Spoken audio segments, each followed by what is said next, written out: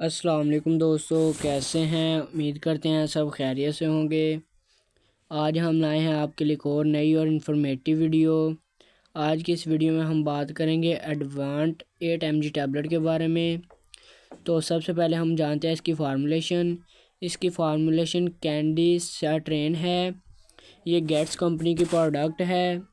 یہ high blood pressure کے لیے بہت ہی مفید ٹیبلٹ ہے۔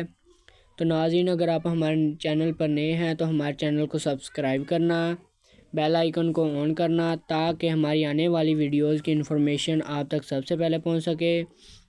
اور اب ہم بات کرتے ہیں ایڈوانٹ ٹیبلٹ کے طریقہ استعمال اور خوراک کی۔ تو ایڈوانٹ ٹیبلٹ کو ہم دن میں ایک بار کھانا کھانے کے بعد ہی استعمال کر سکتے ہیں۔ اور اب ہم بات کرتے ہیں ایڈوانٹ ٹیبلٹ کو کن صورتحال میں استعمال کرنا چاہیے اور اس کے فوائد کیا ہیں۔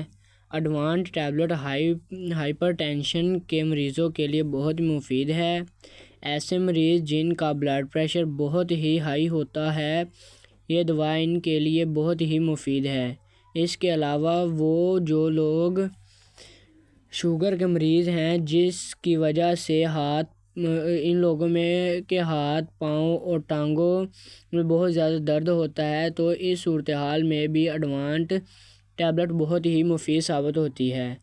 اور اس کے علاوہ ہارٹ فیلئر جس کی وجہ سے دل کی شریانیں بہت زیادہ تنگ ہو جاتی ہے، جس وجہ سے دل کی شریانیں خون کو پمپ کرنے کے قابل نہیں رہتی، جس وجہ سے پیدا ہونے والی صورتحال کو ہارٹ فیلئر کہتے ہیں، یہ دوا اس کو ٹھیک کرنے کے لیے بھی استعمال کی جاتی ہے اور یہ اس کے لیے بھی بہت مفید ہے۔ اور اب ہم بات کرتے ہیں اس کے نقصانات کی۔